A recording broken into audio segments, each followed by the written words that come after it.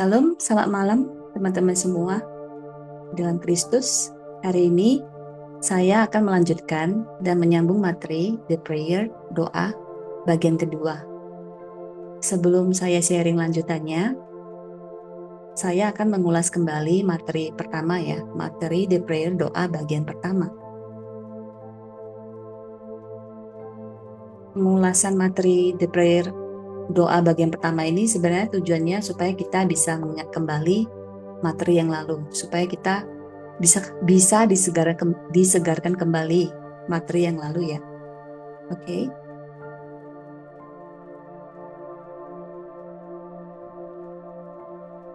Ada 5 poin atau 5 bagian di dalam materi doa. Poin yang pertama adalah pengertian dari doa. Arti doa adalah percakapan, pembicaraan, obrolan, dan komunikasi. Doa adalah bagian dalam persekutuan dengan Tuhan. Doa tidak hanya saja membutuhkan waktu khusus kita atau waktu yang kita khususkan bagi Tuhan, tetapi doa juga membutuhkan suatu hubungan antara kita dengan Tuhan.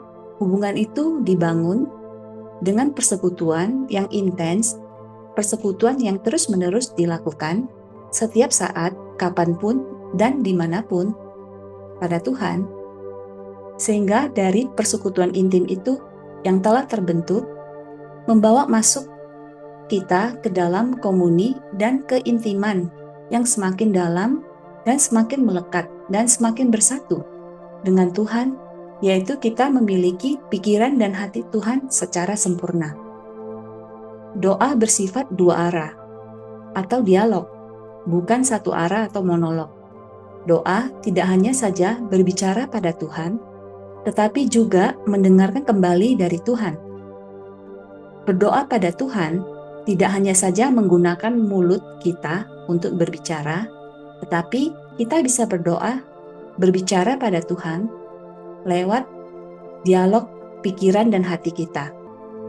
Begitu juga mendengarkan. Kita tidak hanya mendengarkan melalui telinga kita saja, tetapi kita bisa mendengarkan melalui pikiran dan hati kita.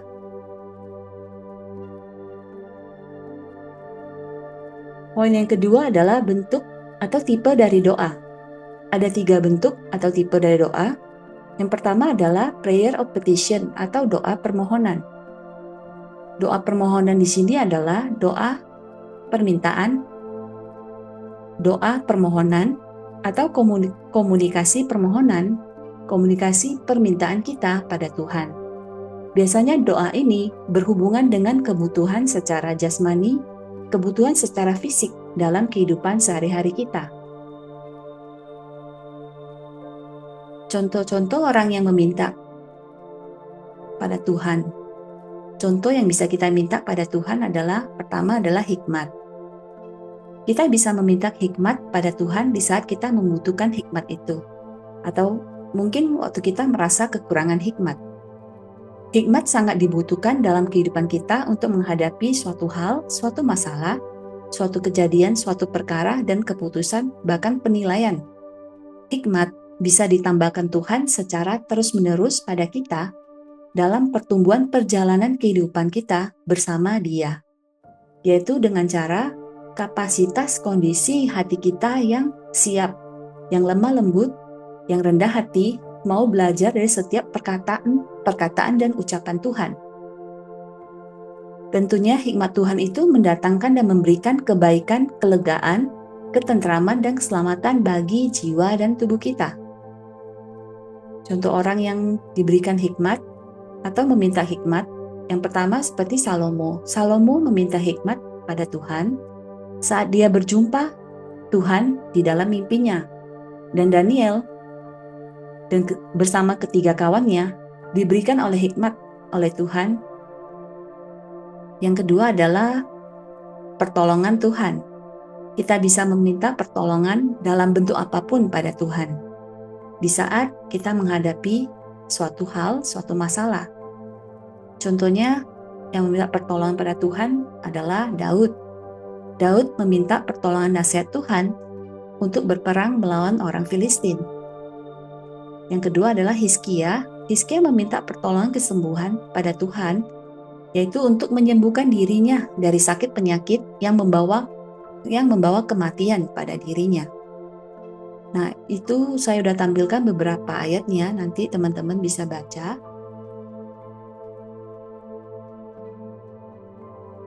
Bentuk doa yang kedua adalah prayer of thankfulness, doa ucapan syukur. Doa ucapan syukur itu adalah doa kita, komunikasi kita pada Tuhan yang terjadi, yang mengalir, yang meluap, yang berlangsung dari kedalaman hati kita. Ini bisa terjadi karena kita menyadari, karena kita sudah merasakan, kita sudah mengecap, kita sudah menikmati semua kebaikan, kemurahan, dan perlindungan dari Tuhan yang sudah terjadi dalam hidup kita. Contohnya seperti Daud bersyukur atas keselamatan yang diperolehnya. Daniel bersyukur atas makna dari mimpi yang disingkapkan Tuhan padanya. Paulus bersyukur atas jemaat-jemaat yang dia gembalakan pada Tuhan. Contoh yang kita bisa syukuri pada Tuhan pada zaman sekarang adalah damai sejahtera Tuhan. Kita bersyukur Tuhan memberikan kita damai sejahteranya. Damai sejahtera Tuhan berbeda dengan damai sejahtera dunia. Damai sejahtera Tuhan adalah tuntunan, bimbingan, penjagaan pada hati kita. Ketika kita hendak melakukan suatu hal, tindakan, keputusan, ataupun perjalanan. Contohnya seperti Yesus, dia adalah pribadi yang paling sering melepaskan ucapan damai sejahtera pada murid-muridnya. Yang kedua adalah Paulus. Paulus menasehati jemaat-jemaatnya untuk tinggal dalam kehidupan damai sejahtera Tuhan dan membiarkan damai sejahtera Tuhan itu selalu dan terus-menerus menyertai kehidupan jemaatnya, orang-orang yang dikasihinya, teman-teman seperjalanannya. Yang kedua adalah kebaikan Tuhan. Kita bersyukur Tuhan mencurahkan kebaikannya tanpa melihat perbuatan baik kita. Kita menerima kebaikan Tuhan oleh karena Tuhan itu baik. Contohnya seperti Yabes. Yabes menerima berkat yang berlimpah-limpah dalam hidupnya ketika dia meminta kebaikan Tuhan diberikan padanya. Yang kedua adalah wanita pendarahan. Wanita pendarahan mengalami kebaikan Tuhan saat dia memegang jubah Yesus, lalu dia mengalami kesembuhan instan pada dirinya, pada tubuhnya. Yang ketiga, bentuk dari tipe doa adalah intercessory prayer, doa perantara, atau doa yang sering disebut doa syafaat. Doa perantara adalah doa kita, komunikasi kita dengan Tuhan yang biasanya berhubungan dengan kebutuhan, keselamatan orang lain. Baik itu keselamatan kekal, keselamatan jiwa, maupun keselamatan tubuh. Contoh orang yang melakukan doa syafaat ini adalah Abraham. Abraham bersyafaat untuk penduduk Sodom dan Gomora. Musa juga bersyafaat untuk bangsa Israel, dan Yesus juga bersyafaat bagi orang-orang yang akan percaya padanya suatu hari nanti ketika menerima pemberitaan Injil. Contoh untuk kita zaman sekarang adalah bersyafaat di dalam komunitas tubuh Kristus bagi jemaat yang sedang jatuh sakit. Bila sakit pada tubuh, dianjurkan untuk memanggil para penatua jemaat dalam komunitas tubuh Kristus di mana dia berada, supaya para penatua tersebut bisa mendoakannya, dan pada saat para penatua itu berdoa dan salah satu dari mereka mendapatkan firman Tuhan, mendapatkan rema, maka orang yang sakit tersebut akan langsung menerima kesembuhan ilahi dari Tuhan, kesembuhan instan dari Tuhan. Karena rema, firman rema adalah doa yang lahir dari imannya Tuhan untuk kita. Nah, sedangkan bagi jemaat yang sedang sakit pada jiwanya, dianjurkan untuk berdiskusi, membicarakan perihal yang terjadi antara jemaat yang bersangkutan.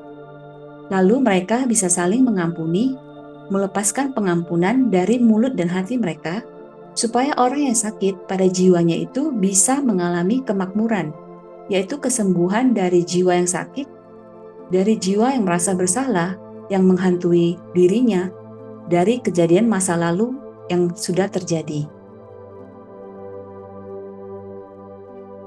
Alamilah keselamatan secara penuh, yaitu keselamatan pada tubuh dan jiwa kita.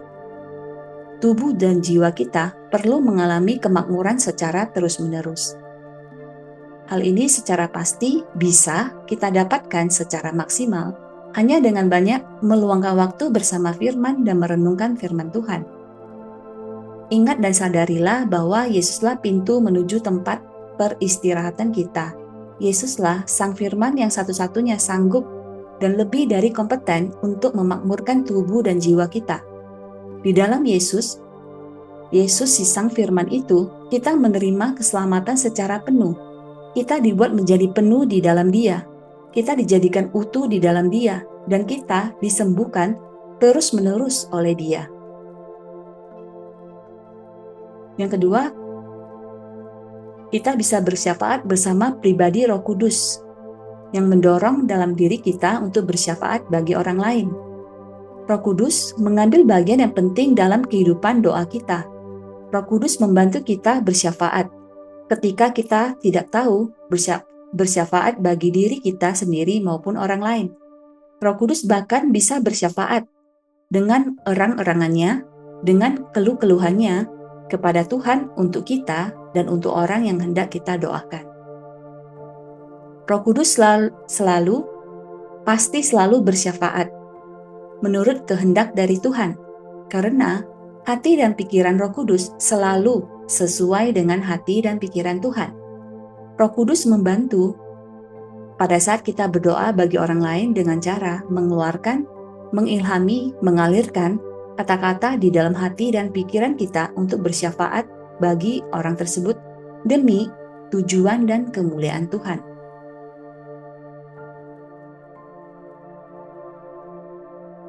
Kita akan masuk poin yang ketiga, poin materi The Prayer bagian 2. Poin ketiga adalah tujuan dari doa.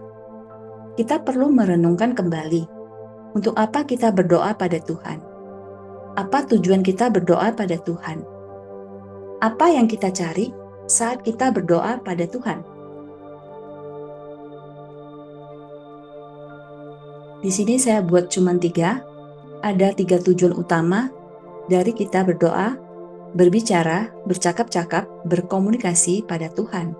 Yang pertama adalah supaya kita mendekatkan diri kita pada Tuhan.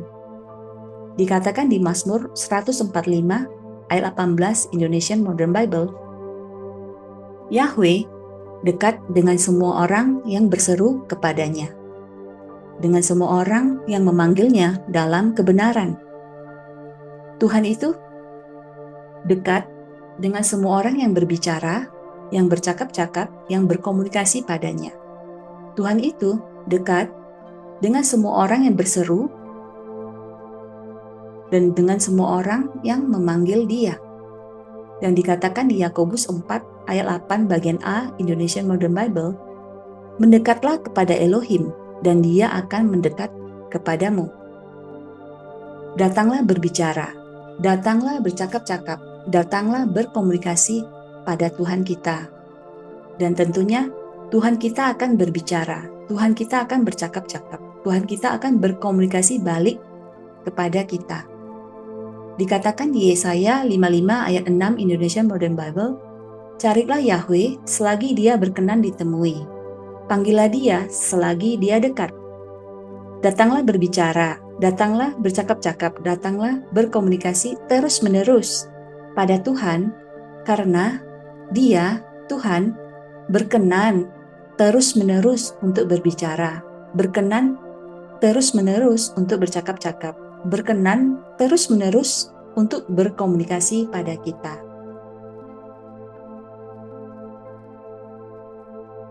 Yang kedua, supaya kita terbiasa dengan gaya hidup dan kebiasaan berdoa, berbicara, berkomunikasi pada Tuhan.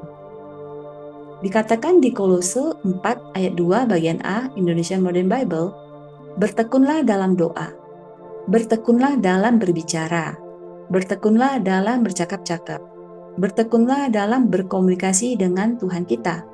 Dan dikatakan di Roma 12 ayat 12 bagian C New International Version, setialah dalam doa, setialah dalam berbicara, setialah dalam bercakap-cakap, setialah dalam berkomunikasi dengan Tuhan kita. Dikatakan di 1 Tesalonika 5 ayat 17 Indonesian Modern Bible, berdoalah senantiasa, berdoalah tanpa henti, berdoalah terus-menerus, berbicaralah, bercakaplah, berkomunikasilah senantiasa, tanpa henti, terus-menerus pada Tuhan kita. Yang ketiga,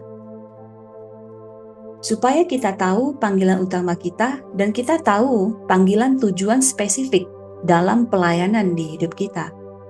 Dikatakan di 1 Korintus 1 ayat 9 The Passion Translation, Elohim selamanya setia dan dapat dipercaya untuk melakukan ini di dalammu, karena Dia telah mengundang, karena Dia telah memanggil kamu untuk mengambil bagian, untuk mengambil persekutuan dalam kehidupan anaknya, Yesus, yang diurapi Raja kita. Sedangkan ada terjemahan lain di Legacy Standard Bible, Elohim itu setia yang telah memanggil kamu kepada persekutuan dengan anaknya, Yesus Kristus Tuhan kita. Dan dikatakan di 2 Korintus 13 ayat 14 The Passion Translation, sekarang semoga kasih karunia dan kemurahan, kebaikan, kesukaan, kegembiraan dari Tuhan kita Yesus Kristus, kasih Elohim yang tak terhingga, kasih Elohim yang jelas, dan persekutuan yang indah di dalam Roh Kudus senantiasa menyertai kamu. Amin. Panggilan utama kita adalah masuk ke dalam undangan Bapa dengan mengambil dan menerima bagian dalam kehidupan bersama dan bersatu dengan kehidupan anaknya, yaitu dengan cara membangun persekutuan yang intim dan erat dengan Dia setiap saat, dimanapun dan kapanpun, serta tambahnya persekutuan kita yang indah dan manis bersama pribadi Roh Kudus. Ketika kita hanya fokus pada panggilan utama kita, yaitu bersekutu dengan Dia, dengan Tuhan, maka panggilan tujuan spesifik dalam pelayanan di hidup kita akan disingkapkan oleh Tuhan, akan disingkapkan oleh Dia.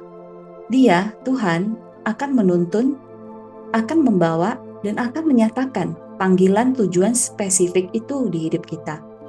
Kita hanya perlu fokus dan terus-menerus menggeluti panggilan utama kita, yaitu bersekutu dengan dirinya. Maka, hal-hal yang lain akan disingkapkan pada kita. Sebelum kita masuk ke manfaat dari kita berdoa, kita akan lihat dan mempelajari cara dan gaya hidup doa dari Tuhan kita Yesus Kristus pada Bapa. Dari kehidupan doa Yesus pada Bapa, ada 3 hal yang bisa kita pelajari. Yang pertama, Yesus selalu menyediakan waktu khusus dan tempat yang sepi ataupun tempat yang sunyi untuk berbicara pada Bapa. Dikatakan di Matius 14 ayat 23 bagian D Indonesian Modern Bible, Dia mendaki ke atas bukit untuk berdoa seorang diri. Menjelang malam, Dia berada di sana seorang diri.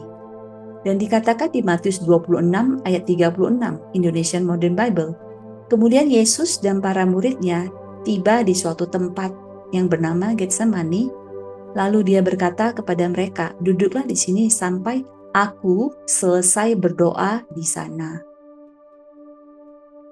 Tuhan kita Yesus selalu mempersiapkan waktu khusus dengan pergi ke suatu tempat yang sepi dan mengasingkan dirinya sendiri untuk waktu yang cukup lama supaya Yesus dapat berbicara, berdoa pada Bapa.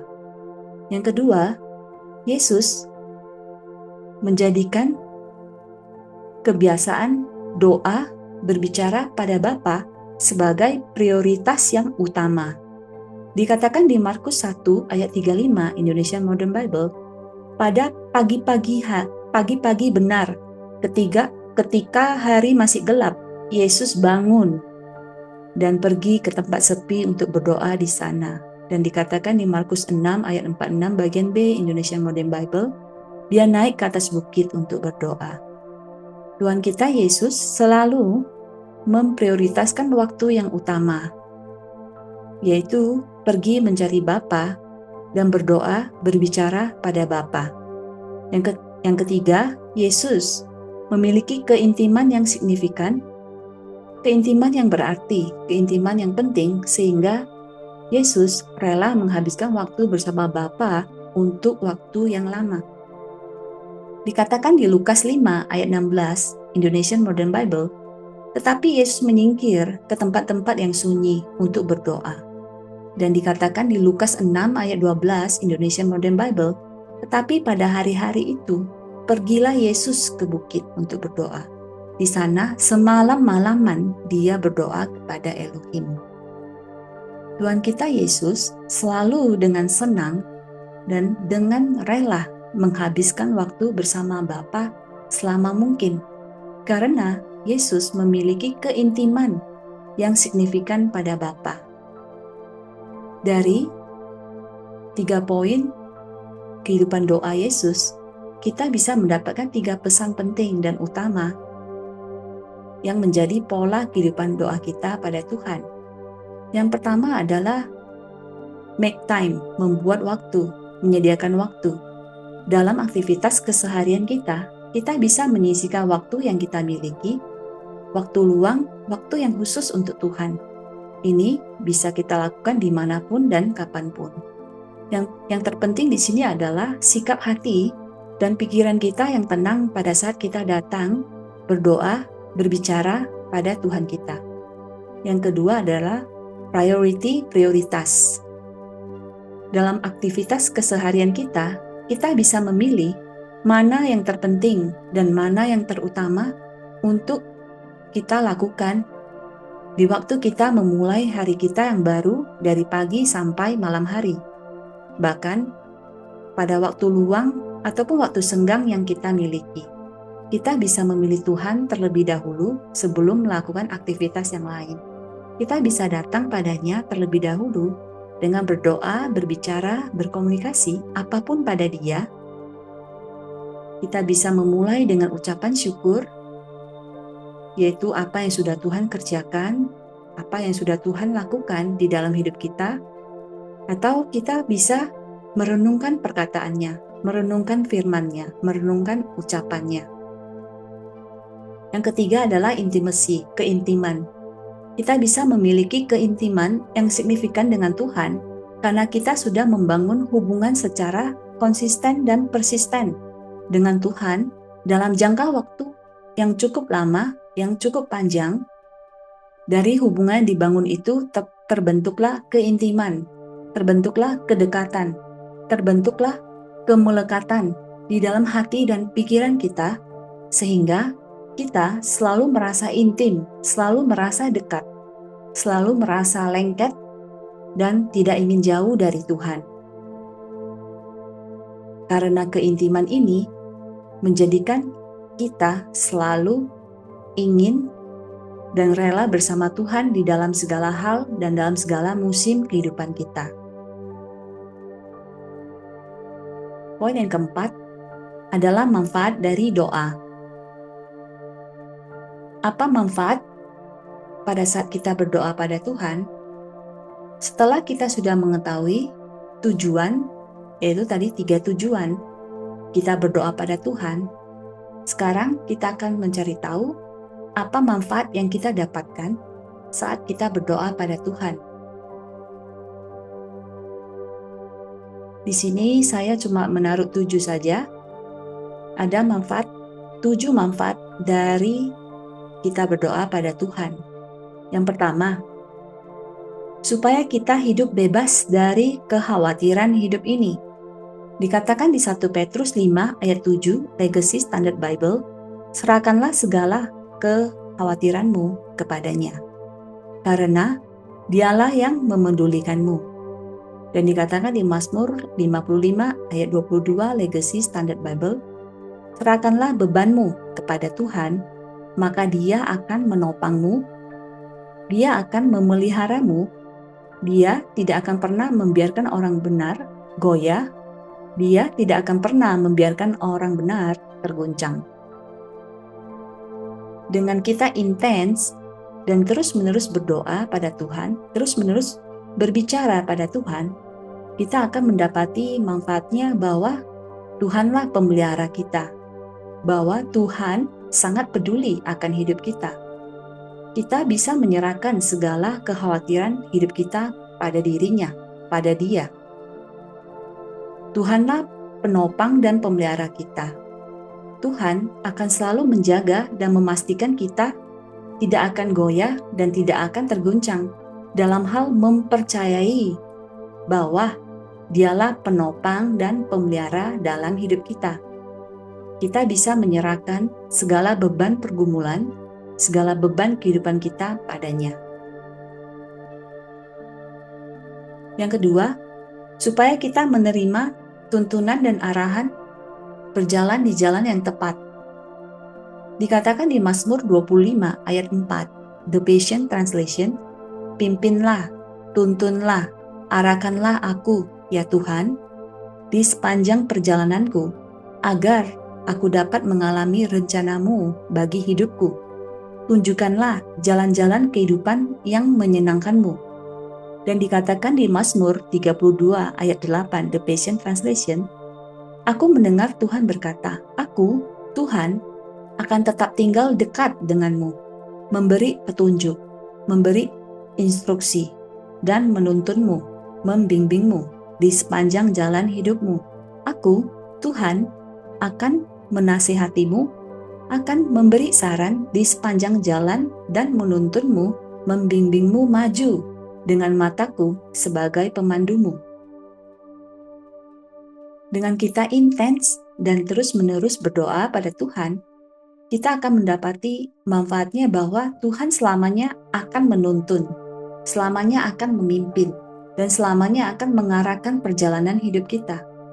Dengan tuntunan, dengan pimpinan, dan dengan arahan dari Tuhan, kita akan terus-menerus masuk dan mengalami rencana Tuhan, rencananya di dalam hidup kita.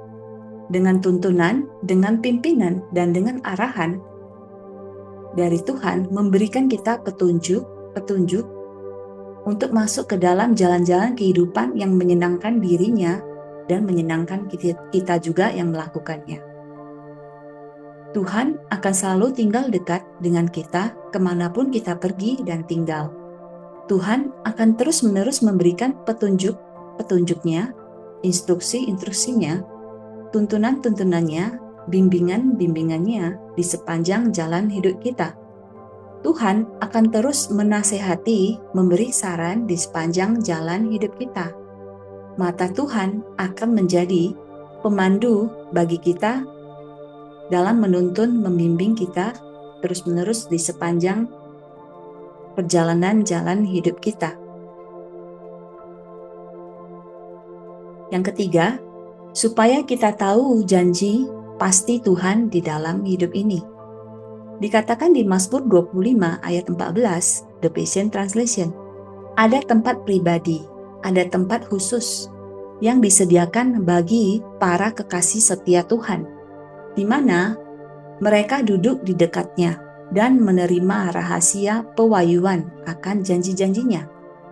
Dan dikatakan di Ulangan 29 ayat 29, Expanded Bible, ada hal-hal yang dirahasiakan Tuhan Elohim kita, tetapi ada hal-hal yang telah diberitahukannya, hal-hal yang telah disingkapkannya kepada kita. Hal-hal ini adalah milik kita dan milik anak-anak kita untuk selama-lamanya, sehingga kita akan melakukan segala sesuatu dalam ajarannya, dalam petunjuknya, dalam hukumnya, dalam instruksinya.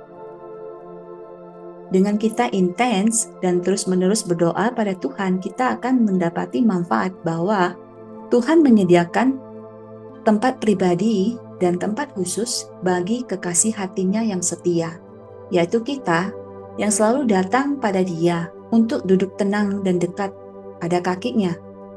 Seperti Maria yang duduk tenang dan dekat pada kakinya, terus-menerus mendengar Dia berbicara dan menerima, dan mendapatkan rahasia besar ilahi, pewahyuan dari janji-janji Tuhan. Dari segala rahasia ilahi firman-Nya yang disingkapkan dan dinyatakan pada saat kita duduk dan dekat pada kakinya Tuhan.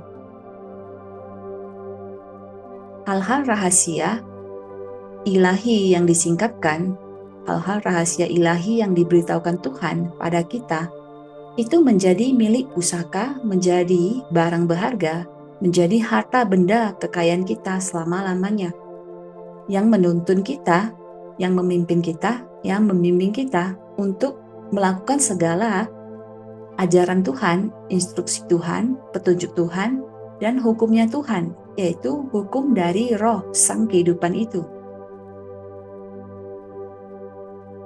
Yang keempat, supaya hidup kita mengeluarkan buah dari Tuhan.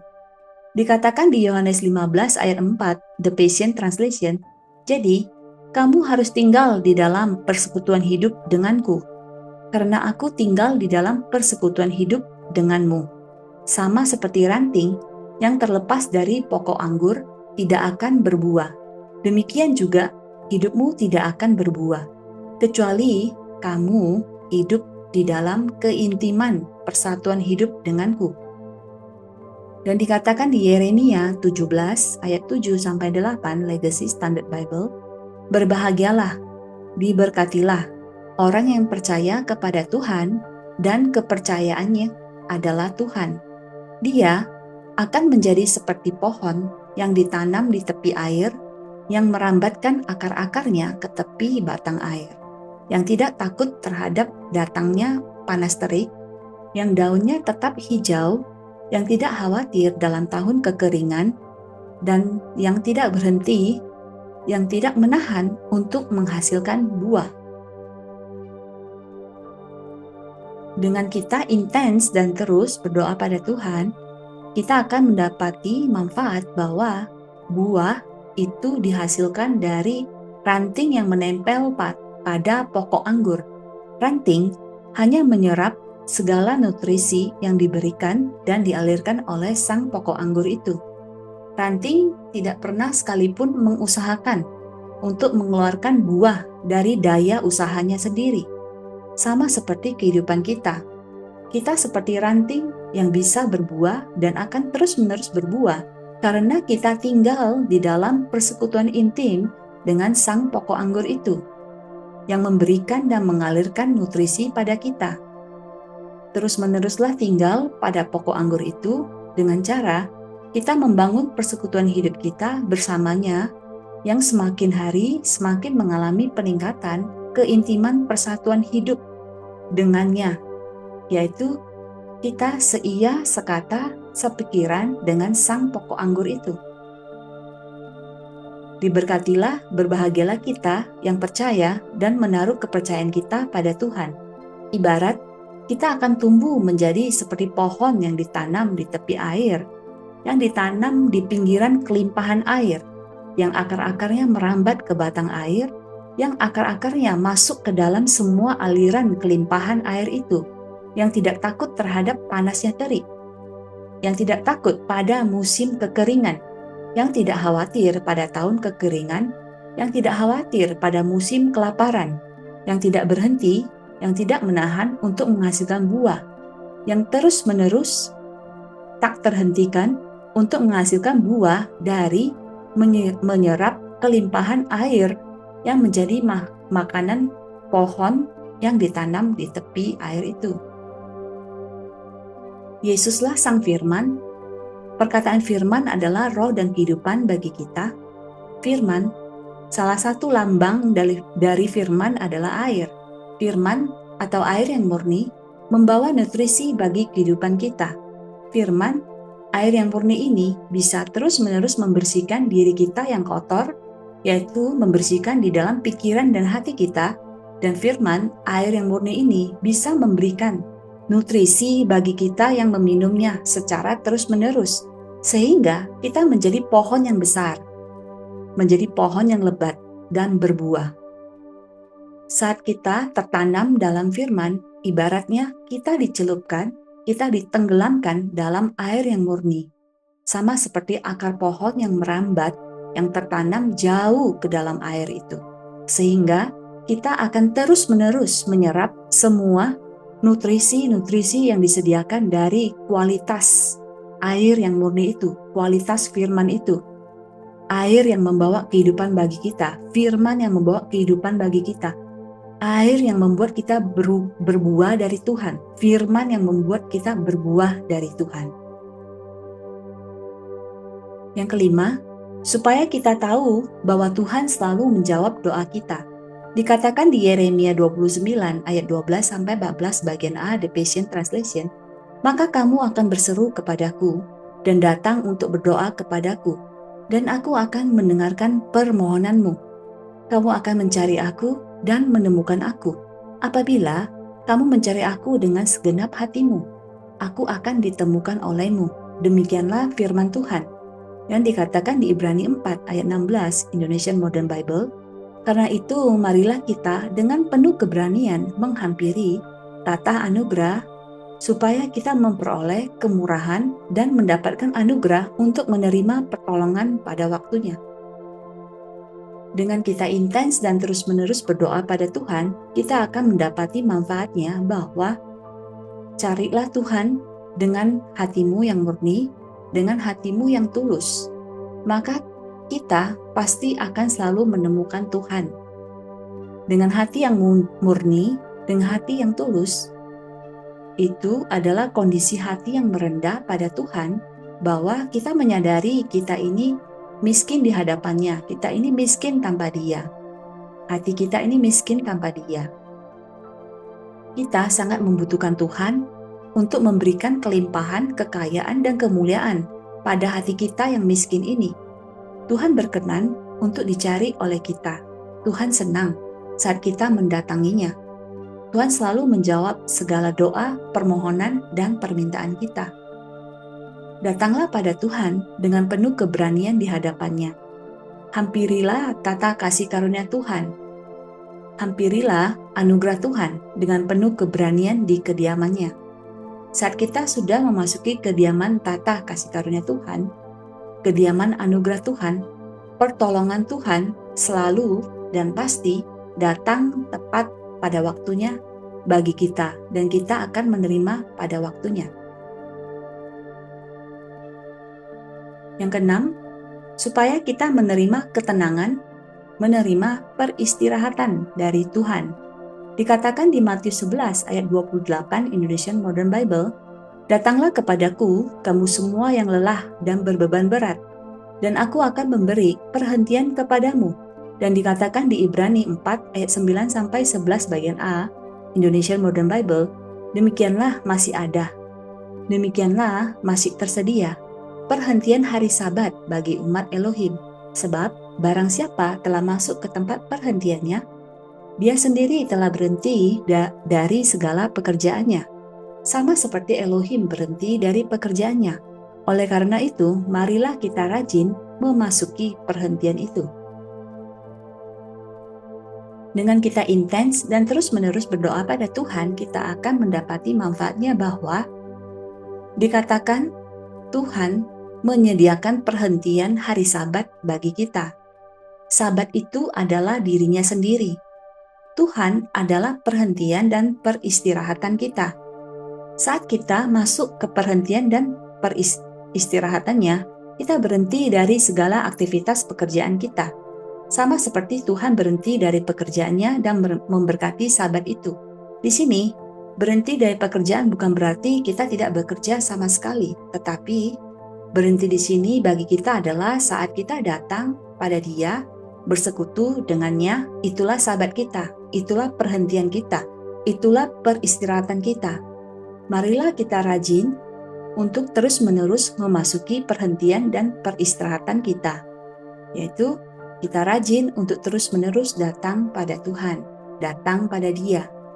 Bagi kamu yang lelah dan berbeban berat dalam hidup ini, datanglah dan hampirilah tempat perhentian dan peristirahatan Tuhan. Di dalam perhentian dan peristirahatannya, kamu akan diberikan ketenangan, kelegaan, kepuasan, dan kekenyangan dari dirinya. Yang terakhir, supaya kita menerima kekuatan dari Tuhan. Dikatakan di Mazmur 138 ayat 3, The Passion Translation, pada saat aku berseru kepadamu, engkau menjawabku.